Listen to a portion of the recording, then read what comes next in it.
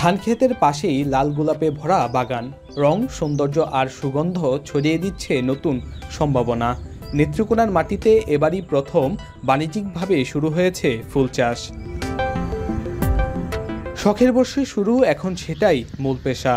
কৃষক জালালউদ্দিন ৬ বছর আগে চট্টগ্রামে হাতে কলমে শিখে গড়ে তুলেছেন ৪৫% জমিতে গোলাপের বাগান। প্রায় ৯,০০০ গোলাপ গাছে ফুটে রয়েছে লাল গোলাপ। প্রতিদিন বিক্রি হচ্ছে ১,০০০-এর বেশি ফুল। বিশেষ করে ফেব্রুয়ারি মাসে ভালো চাহিদা থাকায় এ মাসে আয়ের লক্ষ্য ১.৫ লাখ টাকা। ধান চাষ যেরকম আপনার বছরে ২ বার আপনি করতে পারতেছেন, ঠিক আছে। এটা আলহামদুলিল্লাহ রাত্র পয়লি 10 টাকা আসুক আর 20 টাকা আসবে আপনার কাছে প্রতিদিন। এটা প্রতিদিনই ইনকাম। এলাকায় প্রথমবারের মতো বাণিজ্যিকভাবে ফুল চাষ হওয়ায় স্থানীয়দের আগ্রহ বেড়েছে। কেউ আসছেন ফুল কিনতে, কেউ বা আসছেন শুধু সৌন্দর্য উপভোগ করতে। এ বাগান করে দিয়েছে কর্মসংস্থানের সুযোগও। মামা তো একলা সবকিছু সামলাতে পারে না, আমিও মামার পাশাপাশি মামাকে একটু হেল্প করি। আমরা লাভবান হইতেছি, হয়তো আমরা দামটাও একটু রিজনেবল প্রাইসে পাবো, আমাদের কস্টিং কম পড়বে, ফুলের কোয়ালিটিও ভালো থাকবে। পুরাতন যে একটা সিস্টেম কৃষি প্রধান, ওইটা থেকে কিন্তু বের হয়ে আসতে পারতেছি না। তো যারা বের হয়ে আসতে পারতেছে তারাই কিন্তু সফল হচ্ছে।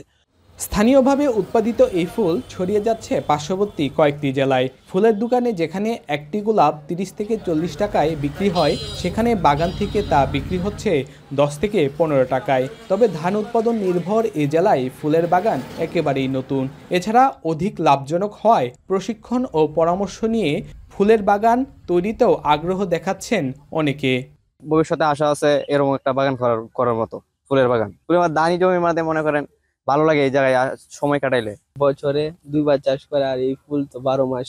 কৃষি বিভাগ জানান, ধানের পাশাপাশি কৃষকদের বিকল্প চাষে উৎসাহিত করার ফলে সঠিক পরিচর্যা ও বাজার ব্যবস্থা নিশ্চিত করা গেলে আরও বাড়বে ফুল চাষ। কৃষি বিভাগের তরফ থেকে যে সকল কৃষক ভাইরা ফুল আবাদ করবেন তাদেরকে আমরা ফুল চাষের ব্যাপারে তাদের যদি কোনো সমস্যা থাকে সেই ব্যাপারে আমরা তাদেরকে পরামর্শ দিব। আর যেহেতু জামালউদ্দিন যে কৃষক আছেন, উনি যেহেতু এই ফুলের বাগানটি করেছেন, আমরা তার এখানে কৃষি বিভাগের পক্ষ থেকে তার একটু পরিদর্শন করে যে ধরনের পরামর্শ তাকে দেওয়া প্রয়োজন আমরা সেই পরামর্শ দিকে তাকে সহযোগিতা করব। নেত্রকোনায় বর্তমানে প্রায় ৫ হেক্টর জমিতে গোলাপসহ বিভিন্ন ফুলের চাষ হচ্ছে।